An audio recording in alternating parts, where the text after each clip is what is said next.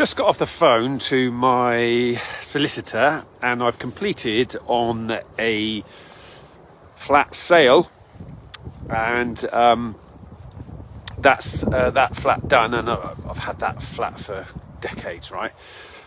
In the past it's been a buy-to-let, and as you will know if you've seen my post before, when I get properties back from tenants now, still got buy-to-let, still got HMOs, now I either turn them into service accommodation or I sell them. Now this particular flat, it's got parking restrictions, so resident parking permits only, so that it would just make service accommodation too difficult in terms of guests getting parking tickets and things like that. So I've actually, this is how much I mean it, right?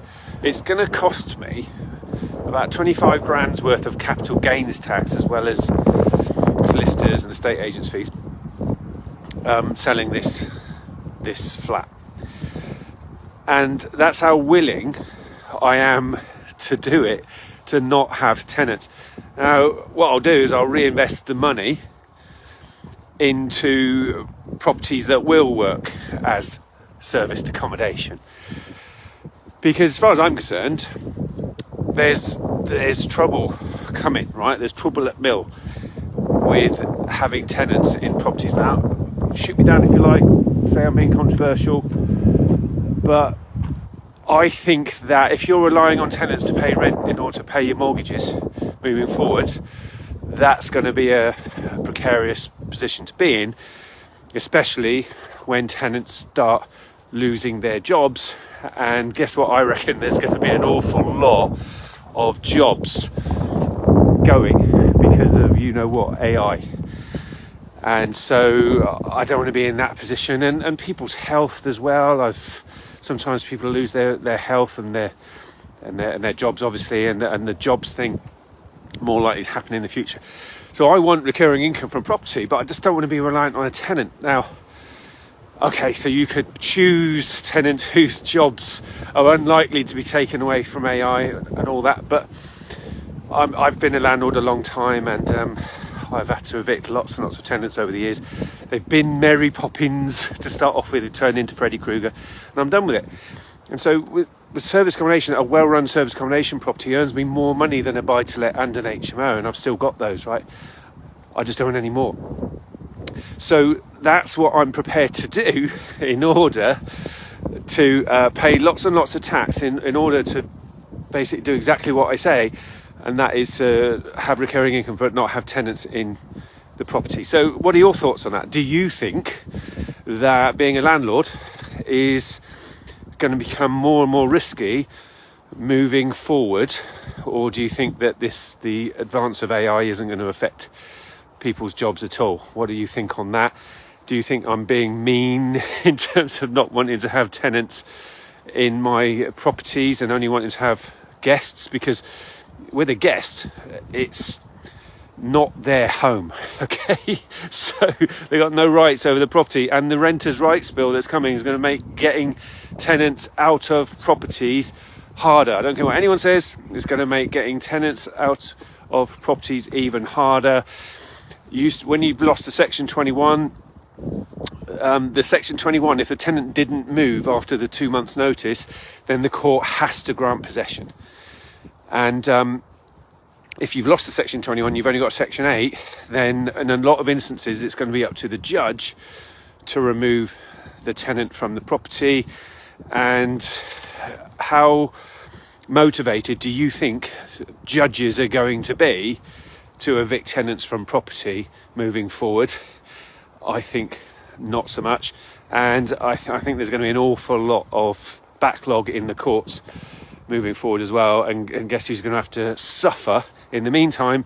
The landlord. So do you know what, I'm just getting all my ducks in a row and sorting things out. I've got another HMO that is selling for offers over 450. There's 150 grand mortgage on it or something like that. Hey, I'm going to pay a big capital gains tax bill with that, but I'm just going to reinvest it into properties that do work as service accommodation. The reason why that HMO I'm not turning that into an SA house. A large SA house is again, there's not enough. There is on-street parking, but not enough. It's a little, for that size property. It's a 7-bed HMO. It wouldn't work. It needs to be lots of parking for the larger groups of trades, etc., that are going to want to go there. So again, I'm telling that, and I'll once that goes through, I'll post on here and tell you how much capital gains tax I'm going to pay on that, and that'll be a lot. But hey, this is just the situation I'm in. I know other people won't agree with me, and lots of people are saying, oh yeah, but service accommodation's got its problems, and yeah, it does, especially if you don't know what you're doing in service accommodation. But actually, I do know what I'm doing in service accommodation, and that's why I teach it as well, because if you know what you're doing in any property strategy, you can do well out of it.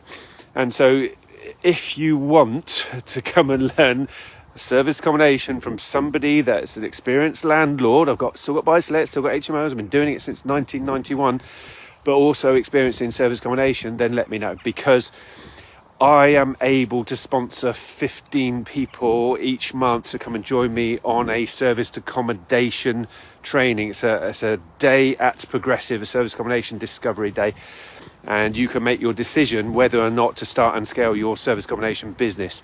Okay, so lots of valuable information that I'm going to share with those of you that are coming on my service accommodation day. Type in the comments if you would like to attend. Don't just type this. I'm not going to tell you to type the same thing, but type in the comments if you would like to attend, because the algorithms don't like it if everyone's typing the same thing, like tickets or whatever, because they think that you're pitching something, and obviously they reduce your reach, etc. So if you would like a free ticket to come and join me at a service accommodation discovery day, let me know in the comments.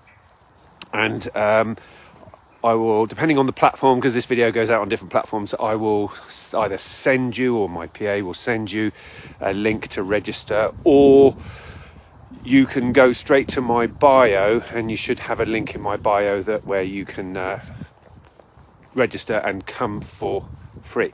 So don't be slow. I can only do 15 free tickets per event, and this goes out on multiple different platforms. But like I say, if you want to start and scale a service accommodation business, you know what to do.